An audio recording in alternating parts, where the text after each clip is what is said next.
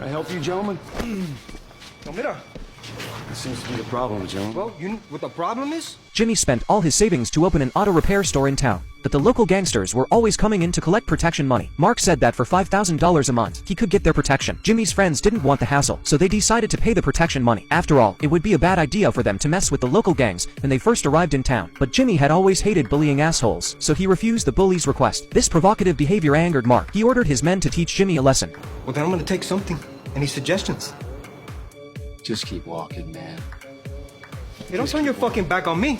Hey, destroyalo. Jimmy quickly knocked Mark's men to the ground with a wrench, but Mark didn't panic. He said it wasn't over and left with his men. Later that night, Jimmy came home from work and saw Mark in front of his house. Hey, payback's a bitch.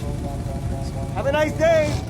Jimmy realized something was wrong. By the time he got into the house, his wife and son weren't breathing. The police arrived at the scene of the crime. The sheriff asked Jimmy if he'd seen the killer, but he just stood there in silence. As the crowd wondered, Jimmy suddenly rushed to his car. His only thought was to avenge his family's death. After a long search, Jimmy arrived at the gangsters' hangout. Mark's car was parked in front of a bar. Jimmy quickly turned the car around, grabbed his gun and went in.